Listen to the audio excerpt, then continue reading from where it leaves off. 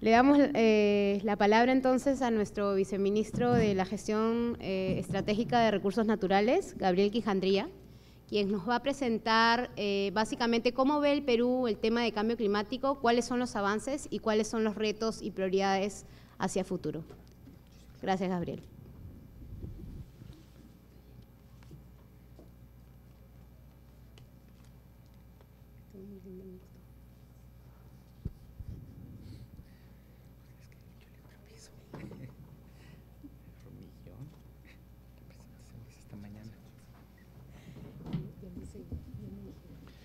Buenas tardes. Buenas tardes ya. Es un gusto para mí tener a cargo esta presentación, que es la presentación un poco que da la patada inicial para la discusión que queremos tener en este evento que pretendemos que ocurra todos los años y que gane vida propia y que gane momento propio de aquí para adelante. La presencia de todos ustedes aquí me alegra, pero además me preocupa. Me alegra en la medida en que estamos discutiendo un tema importante y que veo que empieza a generar o que ya generó una masa crítica de discusión. Me preocupa la presencia de ustedes aquí y la inversión de 3 días, porque eso quiere decir que están sintiendo el efecto del cambio climático como lo estamos sintiendo todos. Entonces, hay esta doble situación de decir, bueno, hay un tema que tratar, hay un tema preocupante que tratar, pero bueno, ya estamos sentados aquí, 500 personas dispuestos a invertir 3 días para discutirlo, y eso es bueno. ¿Por qué hemos decidido tener un primer evento interclima enfocado en el tema de la vulnerabilidad, en el tema de la atención de riesgos? Precisamente porque el país es un país altamente vulnerable a los desastres en general y a aquellos que son generados por eventos climáticos o por situaciones climáticas en particular. Y además de esa condición natural, lo que hemos estado viendo, la evidencia que hemos visto en los últimos años es que los eventos climáticos están tendiendo a hacerse más frecuentes, a hacerse más intensos y a generar a aumentar la participación de los eventos o de los desastres climáticos dentro del total de los eventos desastrosos que ocurren en el país. Si ustedes lo ven aquí en la gráfica, tenemos 65% más eventos climáticos que respecto del año 2000 al año 2011.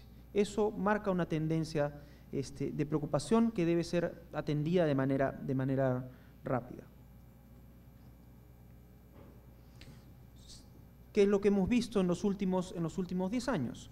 Un país en crecimiento, con tasas de alrededor del 5 o 6% de crecimiento anual, con un avance importante en el tema de cerrar la brecha de pobreza. Hemos visto reducciones importantes, pero aún así seguimos arrastrando todavía algunos temas que son un reto. Tenemos todavía que la PEA agrícola representa alrededor del 25% de la PEA total, que el 73% de la PEA agrícola, de la PEA rural, se dedica a actividades agrícolas, actividades que van a ser fuertemente impactadas por el cambio climático. Vemos que tenemos una economía con una proporción importante de actividades fuertemente sensibles a modificaciones muy pequeñas en el clima, en específico agricultura y pesca. Y en pesca lo hemos visto hoy. Si ustedes han leído El Peruano el día de hoy, vemos que hay una resolución ministerial que entrega una cuota, y lo mencionó el ministro más temprano, una de las cuotas más pequeñas de las que se tenga registro en los últimos 10 años, y eso es en una condición, en un mar que no está en condición de niño, simplemente es un mar que está en una condición anómala que todavía no llegamos a explicar del todo. ¿No será que está ya el cambio climático encima nuestro y que lo que estamos empezando a ver son las primeras manifestaciones? A este 7.8% yo sumaría además el tema del sector minero, que también necesita agua para poder operar, y agua que ocurre en la zona andina y que se está perdiendo a través del derretimiento de glaciares, el tema de la producción de electricidad y agua, con alrededor del 60% de la producción hidroeléctrica que tiene el país. Entonces, tenemos, como decía, una economía en la cual el clima tiene que estar identificado de manera rápida y modelado en términos de prever qué es lo que va a ocurrir con él y cuál va a ser el efecto que va a tener sobre los diferentes sectores. Y lo estamos viendo todos los años, cuando empiezan las temporadas de lluvia, empezamos a ver que estas generan enormes cargas financieras, enormes cargas económicas sobre las regiones, sobre el país en general. Cargas que no están vinculadas, tengamos en cuenta, a situaciones como las que ocurren, por ejemplo, en el Caribe, donde tenemos grandes huracanes y grandes lluvias. O sea, tenemos un país en el cual tenemos algunas zonas con lluvias importantes, pero no comparables con las que ocurren en otros sitios. De igual, aún así, tenemos un impacto ya bastante importante en términos económicos. Si uno además toma en cuenta cómo funciona la dinámica natural del ambiente en el Perú, se da cuenta que está marcado por la ocurrencia cada cierto tiempo, por lo general en periodos de alrededor de cada 15 años, por el Niño. Y el Niño tiene un impacto. Ya volvimos. Lo que hemos visto básicamente una tendencia importante a variaciones en las condiciones del clima. Además, que se van a ver, como señalaba el presidente Villanueva, con manifestaciones muy diferenciadas en función del territorio. Vamos a tener al mismo tiempo aumento de lluvias en algunas zonas, combinado con disminución de lluvias en otras, y con disminuciones en proporciones bastante importantes. Si ustedes lo ven ahí, hasta 20% de aumento y hasta 20% de reducción. Y lo que estamos viendo es que, por ejemplo, Sierra Sur, que es ya una zona con condiciones de aridez bastante importante, va a tener 20% menos lluvia. Entonces, la previsión respecto de la necesidad de tomar acción y de trabajar en una lógica de gestión integrada de recursos hídricos, de gestión pensada en una lógica de menos cantidad de agua, es absolutamente indispensable. Y eso lo vemos un poco en la dinámica histórica que hemos visto respecto de cómo han venido retrocediendo nuestros glaciares. Estos datos son lo más reciente que se tiene, son de una publicación de enero de este año, que lo que muestran es que la velocidad de retroceso de los glaciares se ha venido acelerando. O sea, ya no es solamente el problema de que los glaciares están retrocediendo, sino que están retrocediendo cada vez a una velocidad mayor. La diferencia entre el 1990 y el 2010 es solamente de 1 metro al año, pero el tema es que la referencia o la cantidad de glaciar que hay respecto de lo que había en 1970 es menor. Entonces, ese metro representa una proporción mucho mayor de lo que representaba anteriormente. Tenemos que, no sé si ustedes, bueno, si estando familiarizados con el tema de cambio climático, deben tener en su cabeza el número del 22% de la reducción de los glaciares, que era el número que estábamos trabajando hasta ahora. Bueno, estamos en 34% en la Cordillera Blanca. Y esto se ve, por ejemplo, este estudio que mencionaba, lo que hace es analizar 7 cuencas alimentadoras o microcuencas alimentadoras de agua al río Santa, y, de acuerdo a los cálculos, 5 de ellas ya habrían pasado el pico máximo de descarga de agua. O sea, ya estarían en la parte baja de la curva y ya empezarían a aportar cada vez menos agua al río Santa. Sin duda, ¿qué es lo que genera eso? Que aquello que estábamos previendo para el 2050 está ocurriendo hoy. O ya ocurrió, o ya estamos viviendo con ello, o tenemos 5 años más. El tema es, o sea, los tiempos se están corriendo y la respuesta tiene que ser bastante más rápida y bastante más intensa de lo que habíamos previsto originalmente. ¿Cómo va a afectar esto? ¿Cómo va a afectar el cambio climático, las acciones o las dinámicas en diferentes sectores productivos? Obviamente, en la agricultura es obvio. La agricultura el principal consumidor de agua dulce en el país, sin duda va a ser quien va a recibir el mayor impacto de esta reducción que estamos viendo en la disponibilidad de agua en el largo plazo. Va a haber un tema de proliferación de plagas, sin duda, que se está viendo ya, por ejemplo, plagas que están subiendo de altura, plagas propias del café cultivado a 800 metros, que están empezando a aparecer en café cultivado a 1200 metros, cultivado a partir de los 1000 metros. O sea, tenían antes una zona de frontera a partir de la cual no subían, están empezando a subir y están empezando a llegar a zonas que antes estaban libres de esas plagas. Sin duda el tema de recursos hídricos no debo hablar más. El tema de pesca, bueno, lo estamos viendo un poco en esta situación que viene ocurriendo respecto de un mar con señales extrañas, con señales raras que hemos visto desde el principio de este año, con todo el tema de la varazón de delfines, con todos estos problemas que están habiendo, que además no estamos pudiendo explicar del todo, porque no tenemos la suficiente capacidad en términos científicos para explicar la complejidad de un ecosistema que además es extremadamente difícil de comprender. En el tema de electricidad, sin duda, una afectación sobre la capacidad de descarga de los ríos va a tener un impacto sumamente relevante sobre la capacidad de generación eléctrica. ¿Cuánto cuesta eso?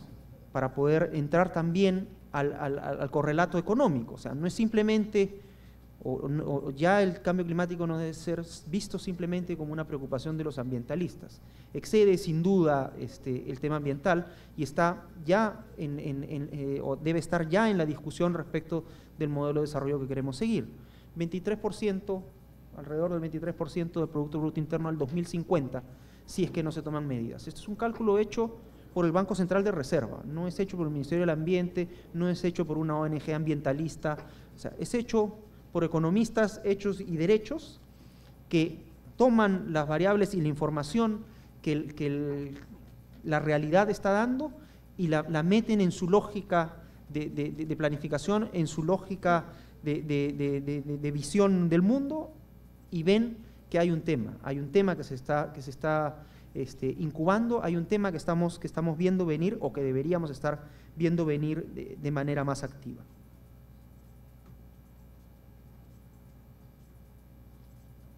Y lo vemos también en las regiones. Si ustedes lo ven aquí, aquí está desglosado lo que sería el crecimiento del Producto Bruto Interno Agrícola potencial en la región del Cusco y el efecto que podría tener el cambio climático si es que no se toman las medidas para adaptar esa agricultura a las condiciones nuevas del cambio climático. Como ven, el impacto sería enorme. Entonces, las medidas que se pueden tomar para que este impacto se reduzca, no se elimine, porque el impacto va a ocurrir de todas maneras. Si ustedes ven, esta curva no arranca de cero, arranca de una situación de impacto inevitable. Lo que tenemos que hacer es trabajar en la forma de reducir ese impacto a la menor cantidad posible.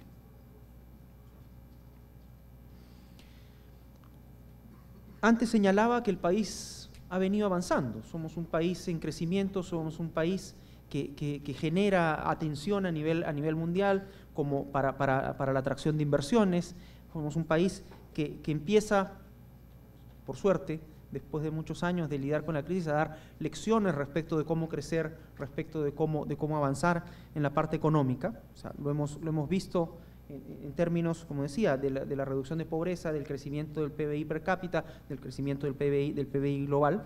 Hemos aumentado el proceso de articulación del país o de articulación geográfica de zonas que anteriormente no estaban integradas al país, con todo este proceso de construcción de infraestructura, aun cuando tenemos todavía una brecha enorme por cubrir. Tenemos un crecimiento no solamente en las carreteras, sino también en el tema de la generación eléctrica, en el tema de la capacidad de crecimiento, pero aún así la envergadura de este crecimiento puede ser borrada de un plumazo con un solo evento catastrófico que nos puede llegar a costar cantidades enormes de dinero que implicaron cantidades enormes de esfuerzo para ser generado en primera instancia. El alud del año 98 que se llevó la central hidroeléctrica de Machu Picchu requirió un proceso de rehabilitación de 1.228 días y solamente para rehabilitar 90 megas. Los costos de reemplazo, hay un estudio del año 2007 que analiza los costos de reemplazo para generación con otras fuentes que tendría, por ejemplo, la reducción de la capacidad de producción de la represa del Cañón del Pato, y lo extrapola a todo el sistema nacional, y está en alrededor de 1.500 millones de dólares. O sea, el reemplazo por la generación con otras fuentes distintas para generar esa electricidad que no se podría generar por el proceso de desglaciación rápido. Lo que tenemos que hacer es tener una lógica de previsión y no tanto de respuesta. ¿Por qué? Porque la inversión adelantada o la inversión pensada antes de genera una reducción importante de los costos en los cuales vamos a incurrir si no tomamos este enfoque preventivo, siguiendo un poco la lógica de los médicos. Cuando a uno le dicen, bueno, usted no tiene que venir cuando está enfermo, o no tiene que preocuparse de su salud cuando está enfermo, tiene que preocuparse de su salud permanentemente. O sea, tenemos que preocuparnos de la salud del desarrollo y de la sostenibilidad del desarrollo permanentemente, y no únicamente cuando tenemos que dar respuesta. Si ustedes ven, por ejemplo, lo que ocurrió el año 97, 98 en Piura, asociado al fenómeno del Niño, estábamos en un Producto Bruto Interno, de alrededor de 4.500 millones de soles al año 97. Nos tomó 7 años volver a ese nivel, después del impacto del Niño. El tema es, estamos en capacidad de perder o de volver a tener ciclos en los cuales volvemos a cero o casi cero después de una etapa de crecimiento para poder recuperar el crecimiento anterior. Entiendo que por cifras que alguna vez he leído, que recién el año 2010 volvimos a recuperar el PBI per cápita que teníamos hacia 1970, ¿no? Por efecto un poco hacia los 70, por efecto de la crisis económica que ocurrió durante los 80s y 90s. Si a eso le sumamos la posibilidad de una nueva variable que está vinculada al tema del efecto del cambio climático, estamos en una situación complicada. Si ustedes lo ven, este es un estudio hecho por el Instituto Peruano de Economía. La asociación AFIN ha presentado la semana pasada otro que creo que ajusta esto y lo hace aún más grande. Esta es la brecha de infraestructura que requerimos para crecer económicamente. Y esto pensado en una lógica de crecimiento económico sin incorporación del tema del cambio climático. O sea, esta infraestructura requiere además de estas cifras que están aquí, que son las de la infraestructura que se diría business as usual, la incorporación del tema del cambio climático, la incorporación de la adaptación. Y eso va a hacer que necesitemos infraestructura más grande o más costosa, porque necesita otras características. Necesita incorporar la variable cambio climático. Necesitamos que los puentes tengan más luz. Necesitamos que las carreteras sean construidas de manera diferente, con materiales diferentes. Y eso va a implicar, en muchos casos, aumento de los presupuestos y la necesidad de comprender, primero, desde el Estado y desde el sector privado, que esas necesidades adicionales tienen que ser reconocidas y tienen que ser incorporadas en este proceso de desarrollo, en este proceso de promoción de la generación de infraestructura y de la integración del país. Pero no todo son tragedias, no todo es negativo, como no quiero que termine esta presentación un poco dando la sensación que estamos pues esperando simplemente que el techo se caiga. Tenemos como país diverso también un potencial de respuesta, también una capacidad para generar nuestra propia respuesta y para apoyar a otros países a generar su respuesta respecto del tema del cambio climático. Si ustedes lo ven, y esto lo dice un gran gurú de la competitividad a nivel internacional, somos un país con una dotación de recursos naturales todavía muy importante, todavía muy relevante, especialmente en el ámbito amazónico, especialmente en el ámbito marino, y eso nos convierte en un país con condiciones interesantes, para generar nuestra propia respuesta respecto a los retos del cambio climático, y por el lado de la mitigación, también ayudar a la respuesta de otros países que requieren avanzar en su estrategia de respuesta al cambio climático. Esto ya todos ustedes lo conocen, el tema de la importancia del país en términos de bosques, el tema de la condición de país megadiverso del Perú, el tema climático, la importancia de los glaciares tropicales que le he señalado más adelante. O sea, tenemos un país con unas condiciones naturales que tenemos que asegurar y que tenemos que cuidar, porque son aquellas que nos van a permitir, junto con el esfuerzo que se haga desde la intervención humana, a poder superar o tener la posibilidad de superar el reto del cambio climático. Si uno lo ve en términos de la capacidad de producción de energía renovable que tiene el país, somos un país con una capacidad bastante interesante, con un atractivo muy interesante. Necesitamos avanzar más en la incorporación de estas formas de energía, por ejemplo, en la matriz energética y como parte del mainstream de generación. Y esto tiene beneficios no solamente en términos de la mitigación, que es como habitualmente se ve, sino en términos de generar otros beneficios u otros impactos positivos distintos, o sea, que compensan impactos de otras tecnologías o de otras formas de desarrollo. ¿Dónde están las verdaderas oportunidades de un país como el Perú? Si ustedes lo ven aquí, el Perú es uno de los países que está privilegiado en el mundo, en el cual su huella ecológica, o sea, la marca que deja su desarrollo sobre el planeta es todavía menor que la biocapacidad que tiene su territorio. O sea, todavía tenemos algún espacio en nuestra cuenta corriente para seguir trabajando. Pero es un espacio que se viene reduciendo de manera rápida. Tenemos que protegerlo y tenemos que asegurar que se mantenga en el largo plazo, que se mantenga en el mediano plazo, y que se aumente en el largo plazo. Necesitamos ir hacia esta transición respecto a este nuevo modelo de desarrollo que es el que se viene discutiendo de la economía verde. ¿Y por dónde está yendo la discusión o por dónde estamos llevando la discusión desde el gobierno peruano? Básicamente a través de un proceso múltiple en el cual estamos trabajando, todo el proceso de planificación estratégica vinculado a un proceso de construcción de institucionalidad. Adrián señalaba estos pasos del Consejo Nacional del Ambiente al Ministerio del Ambiente, y ya la siguiente etapa es trabajar el tema del cambio climático como un tema transsectorial, transversal, o sea, un tema que excede la responsabilidad única de un solo sector, y trabajarlo a través de una plataforma donde varios sectores estén involucrados y discutiendo el tema en todas sus medidas.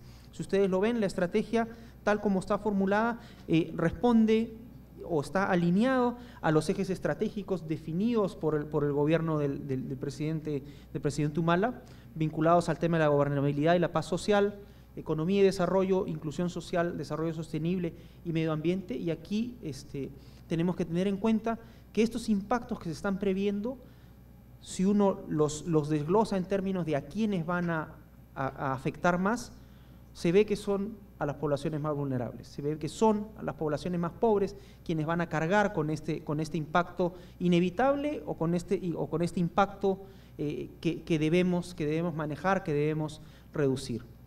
Eso está, una intervención en esa lógica está absolutamente alineada con el discurso de un gobierno que ha promovido el tema de la inclusión social como uno de sus leitmotivs principales. Sin duda, el tema del cambio climático tiene adosado un tema de justicia social, un tema de compensación, un tema de necesidad de transferir bienestar y de reducir los impactos sobre las poblaciones vulnerables. Tenemos también un proceso recientemente ocurrido de planificación vinculado al tema de la gestión ambiental. Ha salido hace unas 3 semanas publicado un informe que define 4 grandes líneas de la gestión ambiental de aquí para adelante. También en esa línea está identificado el tema de incorporar la visión climática en los procesos de desarrollo del país. ¿Qué venimos haciendo desde el año 2009 hacia adelante en términos de lo que son instrumentos de planificación, instrumentos de gestión y construcción de institucionalidad? Aquí hay un recuento rápido, no del todo exhaustivo, de todo lo que se viene haciendo desde el país, que es mucho, y la presencia de tanta gente aquí demuestra que se está haciendo mucho. Sí necesitamos avanzar hacia un proceso de integración de estas actividades en una lógica un poco más programática, en una lógica que potencie las sinergias y que permita que los resultados de cada una de las intervenciones sea mayor al estar articulado con los demás. Y lo ven aquí en términos de, en primer lugar, desde la sombrilla grande del Acuerdo Nacional con las políticas de Estado, desde la presidencia del Consejo de Ministros, en esta lógica de intervención multisectorial, donde el tema de la gestión de riesgos es un tema de prioridad nacional. Lo vemos también desde la práctica del CEPLAN, donde el Plan Bicentenario incorpora el tema de cambio climático como uno de los grandes temas de discusión y uno de los grandes determinantes de una estrategia de desarrollo del país al 2021. Sin duda, en el Ministerio del Ambiente y su actividad diaria, donde desayunamos, almorzamos y cenamos cambio climático todos los días y además siempre vinculado a todas las otras actividades que hacemos. Sin duda en transportes y comunicaciones, vivienda, construcción y saneamiento, el Ministerio de Agricultura, el Ministerio de Economía y Finanzas tienen ya, y el Ministerio de Energía y Minas, el Ministerio de la Producción tienen ya acciones en camino.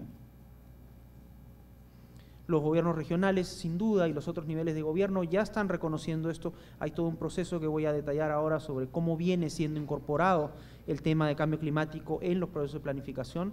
Sin embargo, todavía nos preocupa cierta invisibilidad del tema en algunos sectores o no suficiente atención o desarrollo de algunos temas. ¿Cuál es el vínculo entre cambio climático y salud? A través de los vectores de enfermedades. ¿Qué es lo que va a pasar con las enfermedades de transmisión? Las enfermedades tropicales, por ejemplo, de transmisión por picaduras de mosquitos en un escenario de alta deforestación o en un escenario de temperaturas aumentadas. El tema del turismo, qué es lo que va a pasar con los atractivos turísticos que hay en el país y que atraen una cantidad importante de divisas para el país. Y atractivos turísticos que no solamente tienen que ser vistos como, bueno, se derrite el glaciar y ya no hay turismo de montaña. No, ¿qué va a pasar, por ejemplo, con cosas menos aparentes? ¿Qué va a pasar con los restos arqueológicos? Todos ellos, si ustedes ven Machu Picchu, Chan Chan, Caral, todos ellos ubicados en zonas altamente sensibles al cambio climático y muchos de ellos, cuando uno lee la historia, abandonados precisamente porque ocurrió algún evento climático que hizo que las condiciones de vida en ese sitio cambiaran y ya no fueran posibles. Entonces, eso en un escenario de cambio climático aumentado puede tener una implicación enorme. Si lo ven aquí, venimos avanzando de manera interesante en el proceso de integración de las regiones del tema del cambio climático. Tenemos en este momento 9 regiones con ya el proceso terminado y 16 regiones avanzando en el proceso avanzando en el proceso de formulación de su estrategia. La estrategia nacional está estructurada en 7 objetivos, 3 fundamentales, uno vinculado al tema de adaptación al cambio climático, uno vinculado al tema de la gestión de emisiones de gases de efecto invernadero, uno vinculado al tema de gestión de recursos hídricos y responde a lo que había mostrado de manera dramática anteriormente. Esto tiene que ser por separado y tiene que ser visto por separado, sin duda porque es el reto más grande con el que nos vamos a enfrentar de aquí para adelante. 69% de la población del país vive en la cuenca del Pacífico o en la vertiente del Pacífico. La vertiente del Pacífico cuenta solamente con el 2% de los recursos hídricos del país. El 97% se va hacia la otra cuenca, donde no tenemos la población. El tema es que no podemos trasladar a la población o toda esa población de un lado a otro, por lo menos no en el corto o mediano plazo. El tema es que en el corto plazo vamos a tener que vivir con esta disposición de recursos hídricos y no vamos a tener más remedio. Hay otros objetivos que son más operativos, que tienen que ver con el desarrollo de capacidades, con la generación de información para la toma de decisiones y con el tema de la disponibilidad de financiamiento, que sin duda son necesarios para poder avanzar cualquier proceso. Aquí tienen una muestra un poco de cómo se viene incorporando la variable cambio climático en los procesos de desarrollo, porque no basta con tener un documento de estrategia regional simplemente. El tema es que eso se refleje en los planes de desarrollo concertados, que es donde se pone el presupuesto, que es donde se deciden las prioridades específicas de trabajo en función de la cantidad de dinero que una región pone. Vemos que ya hay un proceso de incorporación del tema del cambio climático en los procesos de formulación o de planificación de la inversión pública.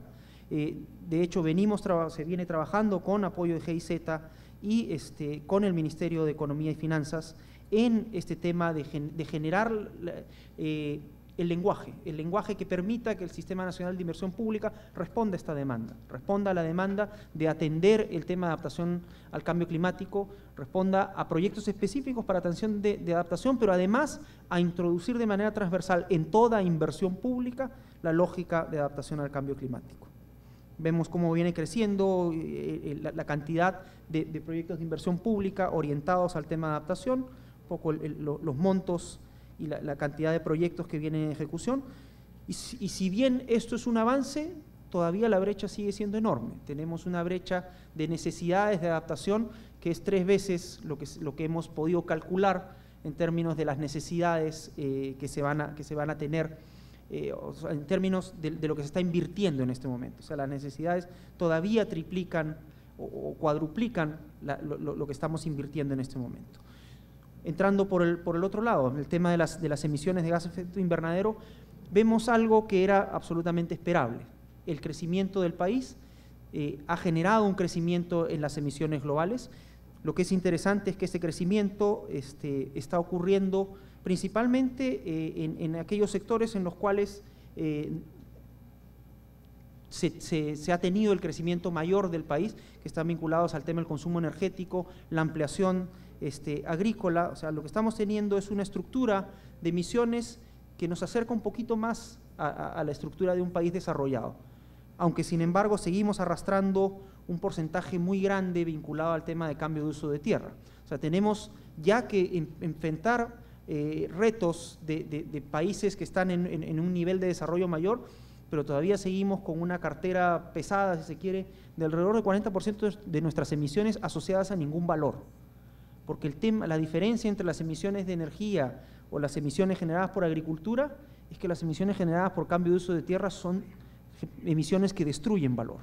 No están asociadas a crecimiento del PBI, sino más bien a estancamiento, y ese es un enfoque que debemos tener sin duda presente en cualquier intervención. Que lo que hemos visto un poco, pareando las cifras económicas, es que el crecimiento económico ha sido a una velocidad mayor que las emisiones. Las emisiones que estaban prácticamente 1 a 1 entre el 94 y el 2000 se han ido separando en alguna medida del crecimiento económico. Y eso es bueno. Pero lo que no es bueno es que la velocidad o la tendencia de crecimiento de la curva se ha acelerado. Y lo que tenemos son emisiones que van a ir creciendo a una velocidad cada vez mayor. Lo vemos un poco en cómo ha ido variando nuestra matriz energética. Desde el año 2000, donde el 80% de la generación eléctrica estaba basada en hidro, a 60% en este momento. Y básicamente con ese espacio siendo tomado por la generación térmica a partir del gas natural. Podría ser peor, podría ser a base de carbón, y entonces la condición sería aún más complicada. Pero bueno, estamos en un proceso que tenemos que tener en cuenta. Se ve aquí, por ejemplo, el crecimiento muy rápido que han tenido la producción, por ejemplo, de la superficie cultivada de alcachofa. Lo vemos en el tema de la cebolla, o sea, todo el tema de la ampliación de la frontera agrícola que ha venido ocurriendo. ¿Qué es lo que hemos aprendido de intervenciones o de proyectos que vienen ocurriendo en el campo? La necesidad de integrar los 3 niveles. el local, el regional y el nacional, para poder generar políticas que respondan a los retos que se producen a cada uno de los niveles. O sea, necesitamos definir políticas de adaptación que conecten niveles de gestión entre el nivel local, el nivel regional y el nivel nacional. Necesitamos tener esta visión transversal que corte, si se quiere, los 3 niveles de gobierno y todos los estamentos sociales. Temas que hemos identificado: beneficios visibles en el corto plazo contribuyen a movilizar la inversión familiar. El tema de que, bueno, los pobres no van a invertir en su propio bienestar o en su propia prevención respecto al tema del cambio climático no es cierto. Lo van a hacer en la medida en que vean que hay, primero, una corresponsabilidad del Estado, una corresponsabilidad de otros actores, y en que vean que hay un beneficio concreto vinculado a un ingreso mayor o a un ahorro respecto o a un costo evitado respecto a un impacto previsto. Las acciones sostenidas en percepciones de la población local, o sea, no solamente necesitamos información científica, necesitamos conocer qué es lo que sabe el poblador de a pie, cómo funciona y cómo identifica las situaciones anómalas que está viendo o que está percibiendo en el ambiente. Necesitamos consolidar la gestión del cambio climático en las diferentes instituciones del gobierno, y aquí nuevamente el tema de la condición transversal del cambio climático que corta todas las temáticas, y romper el tema de los compartimientos estancos sectoriales y las visiones unidimensionales, y la transversalización del cambio climático dentro del gobierno regional a través del tema de la incorporación en la estrategia, en la planificación y en la acción. Vemos esfuerzos vinculados a la capacitación en el tema de cambio climático, con un esfuerzo grande o con gran llegada en el tema de cambio climático en general, pero todavía necesidades de entrar en algunos temas concretos. Gestión del riesgo, sin duda, sigue siendo un tema en el cual la vinculación con el tema de adaptación al cambio climático y la capacitación y la concientización específica en ese tema siguen siendo parte de una agenda importante. Todo el tema tecnológico y de la vinculación entre tecnología y cambio climático, y nuevamente regresando al ejemplo que ponían del proyecto de adaptación al cambio climático en Cusco y Apurímac. La integración del conocimiento tradicional y científico de alta tecnología con el conocimiento tradicional vinculado a las dinámicas más naturales, y que han permitido históricamente lidiar con la variabilidad climática natural. El tema es cómo potenciamos esos conocimientos para que también puedan lidiar con el cambio climático. ¿Dónde estamos en la escalera de adaptación? O sea, cómo venimos avanzando en términos de esta lógica sucesiva de construcción de capacidades hacia una toma de decisiones y hacia la toma de acciones oportunas. Lo vemos un poco en la cantidad de proyectos que tenemos en el país respecto del tema de cambio climático. 40 solamente en el Ministerio del Ambiente. Entonces, si uno lo ve, hay mucha dinámica, hay mucho esfuerzo, hay mucha energía puesta en enfrentar el tema. Necesitamos ir hacia una integración más programática para que este esfuerzo llegue a conseguir los resultados. ¿Cuáles son estas políticas que necesitamos ir diseñando, ir generando? Información, sin duda. O sea, necesitamos poder tener información dura y concreta para que apoyen la toma de decisiones. Y ahí la agenda todavía sigue siendo una agenda compleja, una agenda con necesidades muy grandes. Tenemos todavía un funcionamiento a veces bastante disfuncional del Estado, especialmente en lo que tiene que ver con cooperación, especialmente en lo que tiene que ver con coordinación, que tenemos que superar, que tenemos que ir a avanzar en el futuro. Tenemos muchos instrumentos, tenemos muchas estrategias, tenemos muchos procesos que ocurren de manera paralela y que deberían empezar a ser integrados. Y sin duda, y esto es una verdad de perogrullo, estamos frente a un problema complejo, quizá el más complejo con el que tengamos que lidiar en los próximos años. Y si además en algunos casos lo vemos enfocado en algunos ecosistemas, pónganse a pensar, por ejemplo, que las grillas de modelamiento climático del IPCC no identifican la particularidad del mar peruano. Y lo que encuentran ahí es que yo tengo un mar que geográficamente debería ser tropical y es frío. Entonces, eso genera una anomalía grande en la información y unas necesidades de generar la información propia y la información específica para la toma de decisiones. Vemos las prioridades básicamente vinculadas a tres temas. ¿Dónde están los vacíos? Como señalaba, ¿dónde están los retos y cuáles son las oportunidades que necesitamos llevar hacia adelante? Ya estoy contra el tiempo, dejaré esto para que lo vean en la presentación cuando lo tengan a la mano. Sin duda, dejar finalmente un mensaje, y esto es básicamente en lo que quiero entrar. ¿Cuáles son las áreas prioritarias en las cuales necesitamos enfocar la intervención del Estado y la intervención de la sociedad civil, no gubernamental y privada, o sea, todos los que estamos aquí? Básicamente identificamos la necesidad de asegurar la provisión de los bienes y servicios ecosistémicos que a su vez tienen un correlato en el bien público. Lo que necesitamos es garantizar el mantenimiento del bien público, del bienestar público, a través de incorporar de manera explícita el tema del cambio climático en nuestra planificación, en nuestra acción. Necesitamos seguir trabajando en la reducción de la pobreza. ¿Y por qué? Porque solamente con poblaciones en mejores condiciones vamos a tener mejor capacidad de adaptación. Sin duda, la planificación efectiva ante las emergencias, y eso es una urgencia enorme, se han dado pasos bastante importantes en los últimos años, tenemos que seguir en esa línea, y un enfoque estratégico para la gestión del territorio. Necesitamos poder integrar y ver toda la toma de decisiones y toda la formulación de políticas y la implementación de políticas espacializada, porque las políticas que ocurren encima en el espacio finalmente nos pasan la factura. Y si no tienen un correlato específico en las condiciones del territorio, especialmente en un país de alta diversidad como el nuestro, no nos llevan a la solución. Los dejo finalmente con una reflexión de un pensador más o menos importante, ¿no?, que dice que básicamente no es la especie más fuerte la que sobrevive ni la más inteligente, sino la que responde mejor al cambio. El día de ayer, hace 266 años, o sea, el 28 de octubre de 1746, hubo un terremoto de grado 8 y un posterior tsunami que destruyeron completamente la ciudad y trajeron abajo la etapa absolutista de la colonia. Ese terremoto que destruyó la ciudad, destruyó todo el sistema. A partir de ahí vinieron las reformas borbónicas y la expulsión de los jesuitas, aceleró todo ese proceso.